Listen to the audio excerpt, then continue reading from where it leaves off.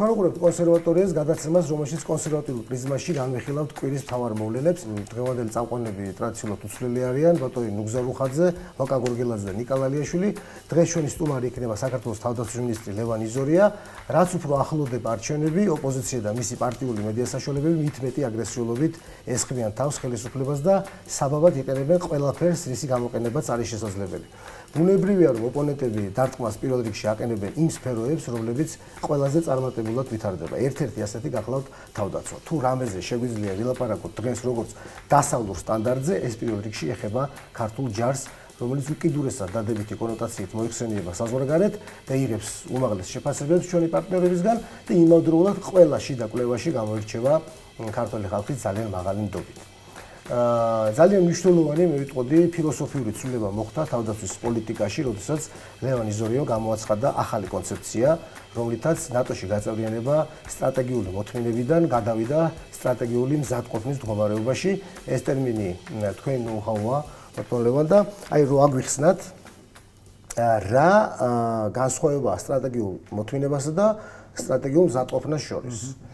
მე პატარა პრეისტორიას მოგახსენებ თუ საიდან გაჩნდა ეს ტერმინი. თქვენ იცით რომ წლის დასაწყისში ამერიკის შეერთებულმა შტატებმა სახელმწიფო უსაფრთხოების სტრატეგია გამოსცა, სადაც განსაკუთრებულად აქცენტი კეთდება კონკურენტულ სამყაროზე, ერთის მხრივ დასავლეთი უპირისპირდება ავტორიტარული რეჟიმების სისტემას და სიმბოლურად დასავლეთისთვის ეს სტრატეგია გამოსახულია, როგორც ეს ვეს მიჩელმა ბრძანა სტრატეგიული შენარჩუნება განახლებით, ანუ თავარი ამოცანა ჩვენი არის რომ სწორედ დასავლეთის სამყარო გაერთიანდეს, გაძლიერდეს, შეინარჩუნოს ნატო როგორც უსაფრთხოების ქვაკუთხედი დასავლეთის სამყაროსთვის, ასევე ევროკავშირის ერთიანობა როგორც ერთ-ერთი მნიშვნელოვანი ამ სტრატეგიის ელემენტი. რაც შეეხება ევროპულ სტრატეგიას, ეს გამოხატულია სტრატეგიული ავტონომიის ცნებაში, რაც ასევე ჩემი ხედვით სწორედ ნატოს გაძლიერებას, მეტი პასუხისმგებლობის აღებასაც, მათ შორის ფინანსებში და ნატოში გაღებული ვალდებულებებში გამოიხატება, ხოლო საქართველოსთვის, რომლის მთავარი ამოცანა არის ინტეგრაცია დასავლურ სამყაროში და მათ შორის უსაფრთხოების სისტემაში ნატოს სახით, ამას არა სტრატეგიული მოთმინება, არამედ სტრატეგიული მზადყოფნა უწოდე ამ მდგომარეობას, იმ თვალსაზრისით, რომ ჩვენ მიმდინარე რეფორმებიდან და ამოცანებიდან გამომდინარე მუდმივ მზადყოფნაში ვიმყოფებით.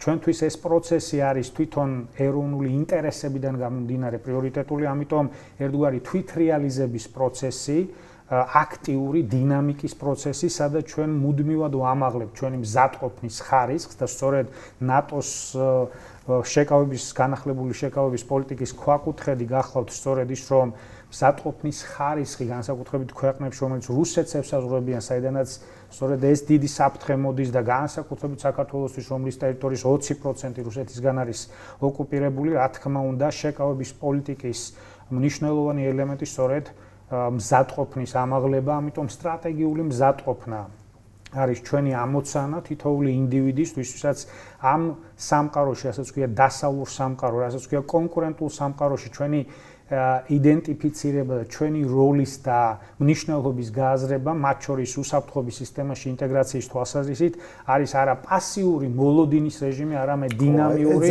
და მოთმინება იყო პასიური მომენტი, ხო, რაღაცნაირად ესე აღიქმებოდა. რა თქმა უნდა და მათ შორის და აქტიურობის თვალსაზრისით ჩვენ მთელი რიგი ღონისძიებები განვახორციელეთ. მე დღეს მაგალითად ქალბატონი როზარიას მიერ გაცხადებულ განცხადებას მოგახსენებთ, ეს არის სამოკავშირო მეკავშირე ოფიცერი ნატოსი საქართველოს, რომელმაც ფანტასტიკო, ანუ შტამბეჭდავი უწოდა იმ რეფორმებს, რომელიც ბოლო პერიოდში განსაკუთრებით ჩვენს უწყებაში განხორციელდა. მე დავესესხები ასევე 2-3 კვირის წინ აპარტურაის განცხადებას, რომელმაც ასევე თქვა, რომ ის დონე, რომელმაც უკვე დონეს, რომელსაც მიაღწია ქართულმა ჯარმა არის ის, რომ ჩვენ არაფრით არ განსხვავდებით ქართველი ჯარისკაცი ამერიკელი, კანადელი და ფრანგი ჯარისკაცისგან, ასე რომ მზადყოფნის ხარისხი არის სამაგალითო და ჩვენ მეცაც გეტყვი წლის განმავლობაში ყავდა მნიშვნელოვანი სტუმარი, რომელმაც ჩვენი ქვეყანა, როგორც ნატოს პარტნიორი ქვეყანა, სამოდელო ქვეყნად დაასახელა სხვა პარტნიორი ქვეყნებისთვის, ასე რომ მთელი რიგი ღონისძიებები, რაც მიმართულია, მათ შორის საქართველოს თავდაცვის მზადყოფნის პროგრამა, აქაც მზადყოფნის ტერმინი მეტყველებს სწორედ ამაზე, რაც უპრეცედენტოა და რა არის ამის თქვენ ბრძანეთ ფილოსოფია, ის რომ ჩვენ თუ ძირითადად ამ ნატოსთან დაახლოებას და სტანდარტების დანერგვას საერთაშორისო მისიებში მონაწილეობით ვახერხებდით, მათ შორის წინა გადასროლის წინა ეგრეთ წოდებული მომზადების ეტაპზე დღეს უკვე გაჩნდა წელს სწორედ ტერიტორიული თავდაცვის ამოცანა, როგორც ერთ-ერთი მთავარი ამოცანა, რაც სწორედ ადგილზე თავდაცვითი მზადყოფნის ხარისხის გაძლიერებას ემსახურება და რაც ბუნებრივია საბოლოო ჯამში ნატოს სტანდარტებთან დაახლოებას ემსახურება. ეს სტანდარტები უკვე უზრუნველყოფილია, ეს არის არა ჩემი დაკვირვების, არამედ იმიტომ მოვიხმე დღევანდელი განცხადებაც, მოვიხმე სხვა ავტორიტეტული საერთაშორისო ორგანიზაციების და ამ ორგანიზაციების წარმომადგენელთა განცხადება, რომელიც მართლაც ხაზს უსვამს ამ უპრეცედენტო დინამიკას, რომელიც უნდა გაგრძელდეს და რომელიც ჩემი აზრით სწორედ სტრატეგიული მზადყოფნის ცნებაში გამოიხატება. ბატონო ლევან, ეხლა ესეთი მაგარი ტერმინია, აი ძალიან მომწონს მართლა. არ შეიძლება რომ თავდაცვას გაცდეს, თავდაცვა მართლა უხდება, იმიტომ რომ საბრძოლო მზადყოფნა არის բոլოს ყველაფერი, ხო?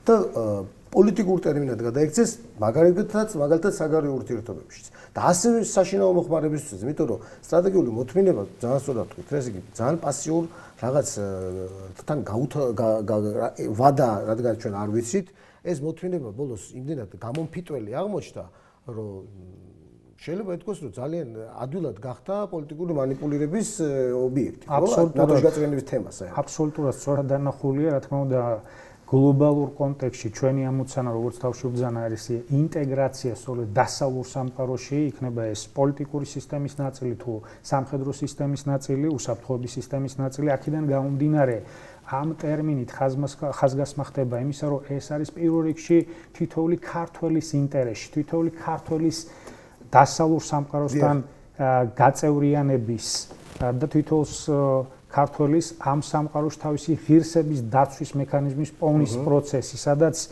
სიმბოლურად ამ პროცესს ჩვენი ეროვნული თვითრეალიზების პროცესს ვეძახით, რომელიც ბუნებრივია პირველ რიგში რეფორმებს უკავშირდება, პირველ რიგში ადამიანის უფლებების დაცვას უკავშირდება, პირველ რიგში ჩვენი როგორც ერის და სახელმწიფოს გლობალურ, აი ამ ცივილიზებულ სამყაროში დამკვიდრებას უკავშირდება, სადაც თითოეულმა თავისი წილი პასუხისმგებლობა უნდა აიღოს.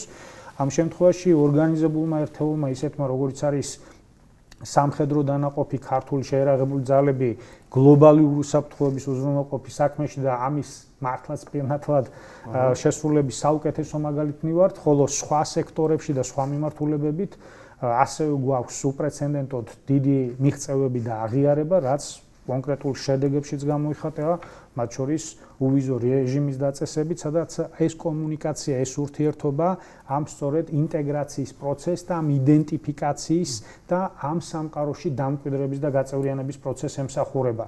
რასაკვირველია, ეს პროცესი გრძელდება საბოლოო პოლიტიკური გადაწყვეტილებების მიღებამდე, თუმცა ამ გადაწყვეტილებისადმი მოთმინების რეჟიმში ყოფნა, ეს არის ჩვენთვის ცდარი პოლიტიკა, ჩვენთვის ყოველდღიური პოლიტიკა არის აქტიურობის პოლიტიკა, ჩვენივე ინტერესს, ჩვენივე ოჯახების, ჩვენივე შვილების და ჩვენივე მომავალთაობების ინტერესებიდან გამომდინარე.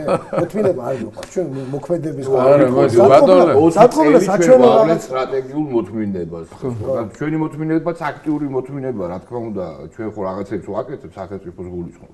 ამასთან დაკავშირებით მაქვს შემდეგი კითხვა, ბატონო ლევან. თქვენ ბრძანეთ ახლა აბსოლუტურად გეთანხმებით თვალ ნათლი ჩანს რომ აი კონტრიბუციის თვალსაზრისით ჩვენი ქვეყანა არის მოწინავე და მე მგონი პარტნიორ ქვეყნებს შორის პირველ ადგილზე ვართ როგორც რაოდენობით ასევე სამწუხაროდ სვერპლით ვინაიდან სამშვიდობო მისია ეს არ არის გასეირნება ჩვეულებრივი ჩვენ პირნათლად ვასრულებთ ჩვენს ვალდებულებას ჩვენი სტრატეგიული პარტნიორების წინაშე მე ვფიქრობ და ეს არ არის მხოლოდ ჩვენ სუბიექტური შეხედულება ეს შეფასება გავრცელებული არის სხვადასხვა ინსტიტუტების მიერ მე გულისხმობ დემოკრატიის განვითარების ხარისხს კორუფციასთან ბრძოლის ეფექტურობას თავისუფალი კონკურენციის ინდექსს ამ პარამეტრებით ჩვენ უსწრებთ ესეთ ქვეყნებს როგორიც არის მონტენეგრო როგორიც არის ალბანეთი და როგორიც არის მაგალითად მაკედონია რომელსაც აი სულ რაღაც რამდენიმე დღეში გადაწყდება, ესე იგი მაკედონიის გაწევრიანების საკითხი. ამასთან დაკავშირებით ჩვენ ქართველებს გვაქვს ორი რიტორიკული, საკრალური კითხვა. პირველი არის რა გვეშველება და როდის და მეორე არის როდის მიგვიღებენ ნატოში. ეგეთი იგივეა. რა გვეშველება იგივეა, რაც როდის მიგვიღებენ ნატოში. უბრალოდ პირველი თუ არის რიტორიკული, მაქვს იმედი რომ მეორე კითხვა ასევე არ აღმოჩნდება აი თქვენი აზრით მე მესმის. ჩვენ გაქვთ ახლა გაგისრიეთ უდიდესი პასუხისგებლობა, ეს არის პოლიტიკური განცხადება, მე მესმის რომ ძალიან რთულია იყოს ძალიან კონკრეტული, მაგრამ პერსპექტივა რომ დაგვანახოთ. პერსპექტივა არსებობს და ეს რეალური პერსპექტივაა. თქვენ იცით რომ ბუქარესტის სამიტის შემდეგ თითქმის ყველა სამიტზე გადაწყვეტილება რომელიც იქნა მიღებული არის ძალაში, კერძოდ რაც გამოიხატება იმაში რომ საქართველოს გახდება ნატოს წევრი ქვეყანა, რომ რიაკარის პოლიტიკა შენარჩუნებულია, არც ერთ ნატოს წევრ ქვეყანას ამაზე თავისი ეჭვი არ დაუფიქსირებია, ეს არა მხოლოდ ნატოს ფორმატში, არამედ ორმხრივი ურთიერთობების ფორმატშიც დასტურდება. შესაბამისად, ეს პერსპექტივა არსებობს. საქართველოს პერსპექტივიდან გამომდინარე, რასაკვირველია, კიდევ ერთხელ გავიმეორებ, ეს ნიშნავს ყოველდღიურ მზადყოფნას, რასაკვირველია, გადაწყვეტილება, რომელიც ნატოს ფარგლებში მიიღება, უნდა იყოს კონსენსუსის საფუძველზე და ყველა მიცის თუ რა გარკვეულ პრობლემებთან არის ეს კონსენსუსი დაკავშირებული, თუმცა პრინციპული პოზიცია იმასთან დაკავშირებით, რომ საქართველოს გახდება ნატოს წევრი ქვეყანა არსებობს, პრინციპული პოზიცია, რომ საქართველოს ყველა იმ მიმართულებით იქნება ეს დემოკრატიის განვითარების ხარისხი თუ თავდაცვის სფეროში განხორციელებული რეფორმები არის სამაგალითო პარტნიორი და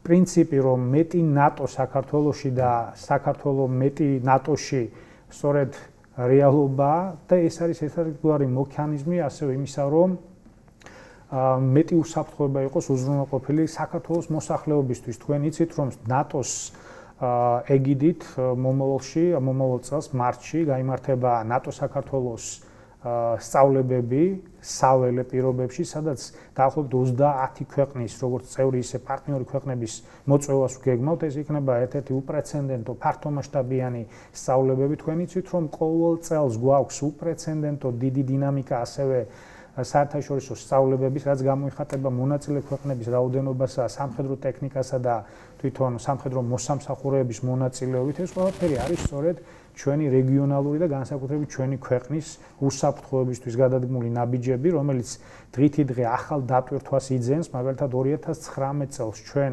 უკვე წელს ჰქონდა პირველად ასევე ერთ-ერთი სწავლება საერთაშორისო უკვე დასავლეთ საქართველოში პირველად. ასევე მომავალ წელს გაჩნდება ახალი კომპონენტები, საზღვაო კომპონენტი ამ სწავლების, ასე რომ მათ შორის ჩვენი ინიციატივა რომ წელს გამოვაცხადეთ ლოგისტიკის წელი, ეს ყველაფერი ხელს უწყობს იმ საერთო ინფრასტრუქტურის, ლოგისტიკური ინფრასტრუქტურის შექმნას, მათ შორის ინფორმაციის გაცვლას და მეტი ნატოს საქართველოში წარმოჩენას, რისთვისაც ჩვენ მაქსიმალურად დინამიკა გვაქვს. გასაგებია ბატონო ლევან, გასაგებია მეტი ნატო და ამ თვალსაზრისით ჩვენ ვართ სამიმდევრულები, მე გულისხმობ საქართველოს. და საიმედო პარტნიორი ვართ. და ამას აღნიშნავს ყველა ჩვენი პარტნიორი ამასთან ერთად, ხო? მაგრამ მე მაინტერესებს ტექნოლოგია. შეგვიძლია თუ არა გავწევრიანდეთ ნატოში მაპის გარეშე?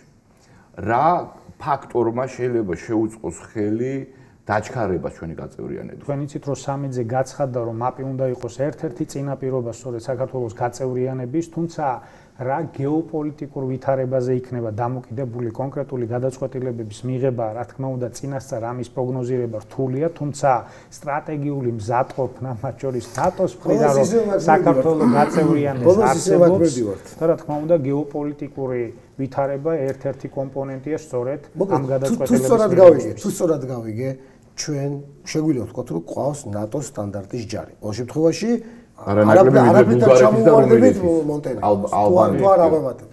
ჩვენ უფრო აქტიურად მონაწილეობთ ნატოს და საერთაშორისო სამშვიდობო მისიებში. ავღანეთში მონტენეგროს ყავდა თუ არ ვსწრებს 40 ექიმი, ჩვენ მარტო 40 ადამიანი დაგვეყუპა სულ ჯამში რა ვიყოთ, ხო? ანუ შედარებაც კი არ შეიძლება. დემოკრატიის თვალსაზრისით ბევრად წინა ვართ. ამით შეგვიძლია ვიამაყოთ, თუ ნატო ღირებულებებზე დაფუძნებული ორგანიზაცია და ასეც არის.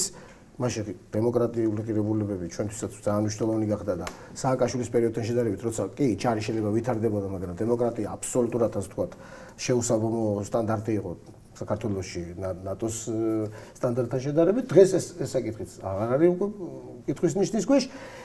რა რჩება ის კონსენსუსი. ავად სახსენებული კონსენსუსი, რომლისთვისაც ჩვენ უნდა გქონდეს სტრატეგიული მზადყოფნა. ადრე თუ გვიან შეიცვლება სიტუაცია, კონსენსუსი შედგება და ჩვენ მზადდება. და ამასთან დაკავშირებით. მე ისი, როცა ამ საკითხებზე ფიქრობ ვადონლებან, კიდევ სხვა რაღაც მაწუხებს. თუ მივყვებით ჩვენი გადაცემის სულს და გონს, პრინციპში გამოდის რომ ახლა მე არ ვიტყოდი რომ ყოველგვარად თავი ქუჩში გვაქვს, რომ საქმე ცუდად არ აგვაქვს, ხომ? ამ თვალსაზრისით. ანუ თქვენი უწყების მოქმედებიდან და შრომიდან გამომდინარე, მაგრამ რამ გაამწარა, რამ დაზაფრა, ასე ვთქვათ, ზოგიერთი მასმედიუმი ჩვენთან საქართველოში, მაგალითად რუსთავი 2, რომ ასეთი გამალებით, ასეთი სიმძაფრით უტევს ჩვენ სამხედრო უწყებს, თქვენ სამინისტროს, თქვენს უწყებას, ეს ერთი და მეორე აი როგორ უნდა ჩვეულებრივმა მსმენელმა, ჩვეულებრივ თვალმა და გონებამ, ჩვეულებრივმა ელემენტარულმა მომზადებამ როგორ უნდა გაარჩიოს ერთმანეთში არეული და ათხიზული ინფორმაცია და დეზინფორმაცია, რომელიც იცი არც ისე მიამიტურად არის არეული ერთმანეთში. იმიტომ რომ ჟურნალისტებს საქართველოში აქვს საკმაოდ დიდი გამოცდილება ისე შემოგაპარონ ინფორმაცია და დეზინფორმაცია, რომ ჩვეულებრივმა მსმენელმა თუ ის განსწავლული და გაწაფული არ არის, ვერც კი გაიგოს რასია საქმე. აი როგორ გზნობ თავს ამ შეტევის დროს და საერთოდ რატოა ეს შეტევა თქვენზე ასე გამძაფრებული? ძალიან სამწუხაროა, როდესაც გარკვეულ უსამართლო ბრალდებებს ისმენ დისკრედიტაციის სტელობას. ასეთი ამბავი გავცელდა. ხო, 6 წელია შვებულებით არ მისარგებლია, გასული კვირა გახდით შვებულებაში და ეს ინფორმაციაც ისე გაჟღერდა, რომ ჩვენ ძალიან ცუგი ვიმალებოდი. მე მინდა თქვენ აბსოლუტურად სწორად თქვით, გარკვეულ ამ სულელურ ბრალდებებს, მოდი ამ ტერმინისთვის, მაგრამ ვიხმარ, იმიტომ რომ საზოგადოებას ახსნა ჭირდება. აი მაგალითად ერთ-ერთი ბრალდება, რომელიც გაჟღერდა ცალმხრივად, თან დემოკრატიას ხომ ჭირდება მეორე მხარის არგუმენტი. სხვადასხვა თუ აკვირდებით, იმდენად ტენდენციურია, რომ მეორე მხარეს ამ შემთხვევაში ვისაც ბრალსდებენ, არ აქვს საშუალება გაიმართოს თავი და პირიქით იქვე აფიქსირებენ, რომ არადა ჩვენ მქონდა სურვილი, რომ სწორედ მოადგილეს გაეკეთებინა სრულყოფილი კომენტარი. თანაც ეს ისე ხდება, მიწოდება არასრულყოფილად ინფორმაციის, რომ შტაბ-ეჭვლება რჩება, მართლა კორუფციას აქვს ადგილი, მართლაც უსაზღვროდ წარმომადგენლობით ხარჯების მატებას, არადა მოდით მოკლედ და კონკრეტულად ახსნით.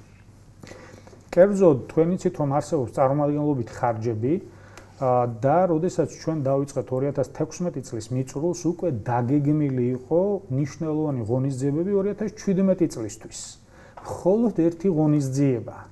კერძოდ თქვენ მოგეხსენებათ, რომ იყო ნატოს სამხედრო კომიტეტი 2017 წელს საქართველოში დაждდა დაახლოებით 400.000 ლარი. მასშტაბური მე ვალდებული ვარ, იძულებული ვარ ეს ინფორმაცია საზოგადოებას მივაწოვო გამჭვირვალობისთვის. პირველად ასევე 2017 წელს ჩატარდა სამხრეთ აღმოსავლეთის თავდაცვის მინისტერიალი, რაც ასევე უკავშირდება 100.000-ობით ლარს. ასევე პირველად უპრეცედენტო რაოდენობა კოლეგებისა, თავდაცვის მინისტრებისა ესტუმრა საქართველოს 10-ჯერ იყო სტუმრობა და შესაბამისად ეს ყველაფერი დაკავშირებულია, ახლა მე დეტალებში და ბუღალტერიაში არ ჩავალ, ბუნებრივია, მაგრამ ის თანხა, რაც 2016 წელთან შედარებით გამოიხატა 800.000 ლარით, სწორედ ამ ღონისძიებებით, ანუ ობიექტური გარემოებებით არის განპირობებული და მეტიც წელს ჩვენ 10 თვის თავზე გვაქვს 1.200.000 მხოლოდ დახარჯული, ანუ გაცილებით ნაკლები ვიდრე 2016 ან მით უფრო 2017 წელს დაიხარჯა. ხოლო გადაწყვეტილება, რომელიც 2015 წელს გამოიცა მთავრობის მიერ, ასეც მინდა მოსახლეობას უთხრა, რომ 20%-ით შეზღუდულიყო 2014 წლის წარმომადგენლობითი ხარჯები, განუხორციელებელია მთელ რიგ შემთხვევებში და იმიტომ რომ დინამიური პროცესია, წინასწარ განსაზღვრო, რომ სტუმრები, ღონისძიებები, რამდენი ხა მაგალითად მე დინამიკას დავაკვირდი ბოლო 7-8 წლის, გაცილებით მეტი იყო 11-12 წელს, მაგრამ 10 წელს გაცილებით ნაკლები, ანუ რიგ შემთხვევაში 3 მილიონს აჭარბებს, რიგ შემთხვევაში 1,5 მილიონი, ანუ ეს დამოკიდებულია იმაზე თუ რა ღონისძიებები იგეგმება და ბუნებრივია ის რომ ნატოს სამხედრო კომიტეტის ჩატარება არის საქართველოსთვის უმნიშვნელოვანესი ღონისძიება, ამაში თანხმდებით, მაგრამ ამის გაჟღერება ამ კონტექსტში რომ იზორიამ წარმომადგენლობით ხარჯები გაზარდა, ეს წარმომადგენლობით ხარჯების გაზრდა ობიექტური გარემოებებით არის განპირობებული, სახელმწიფო ინტერესებით არის განპირობებული და მით უფრო ამყარებ ამ პოზიციას იმით რომ წელს პირიქით გაცილებით ნაკლები ხარჯები გვაქვს, იმიტომ რომ ასეთი ტიპის ღონისძიებები არ იყო, რა თქმა უნდა ამ შემთხვევაში ობიექტური საფუძველი. მეორე და ამდენი ბევრი ბრალდებები მოვისმენთ, მათ შორის ჩემთვის ყველაზე მტკივნეული, იმიტომ რომ მეც მყავს ოჯახი, როდესაც ხედავ ბავშვებს, დაღუპული შვილებს და სამწუხაროდ ოჯახის წევრს ასეთ კომენტარს სათქმევინებენ, რომ იზორია აყალბებს თითქოს და საექსპერტის დასკვნებს იმისთვის, რომ თანხა არ გასცეს, არადა 2 დღეში სამწუხარო ფაქტის შემდეგ 8500 ლარი მივეცით ოჯახს. გულისხმობთ, როდესაც გარდაიცვალა სამხედრო მოსახლე. ხო, რომ ექსპერტიზამ დადო დასკვნა, მეცაც გეტყვით. შიდა რეგულაციები ჩვენ არ ქონდა ვალდებულება თანხის გაცემის. ეს იყო წმინდა მორალური აქტი, რომელსაც არა მხოლოდ ამ კონკრეტულ შემთხვევებში, არამედ მსგავს შემთხვევებში ყოველთვის ვიყენებთ გამომდინარე იმ დისკრეციიდან, რომელიც მინისტრს აქვს ინდივიდუალური აქტის გამოცემის თვალსაზრისით. ან ბრალდება, რომ თითქოს და რა თქმა უნდა ხდება ცალკეული სამართალდარღვევები, როგორც სამხედრო მოსამსახურეების მხრიდან, ისინი საზოგადოების წევრები არიან და არის გადაცდომის ფაქტები, რომელიც ზიანს აყენებს ბუნებრივია შეერაგუძალოს, მაგრამ არც ერთი ფაქტი არ არის ისეთი, სადაც ჩვენ არ გვაქვს თანამონაწილეობის მაღალი ხარისხი და ამ ფაქტების გამოვლენის დიდი მაჩვენებელი, მათ შორის იმისა, რომ ხელფასები ირიცხებოდა ანგარიშებზე, სადაც სამხედრო მოსამსახურეები იყვნენ გათავისუფლებული. ეს პირველად სწორედ მარტის თვეში, ამ წლის მარტის თვეში გამოძიება ჩვენ პროკურატურასთან ერთად დავიწყეთ. ოპერატულ ღონისძიებებს თქვენ თუნდაც გამოავლინეთ,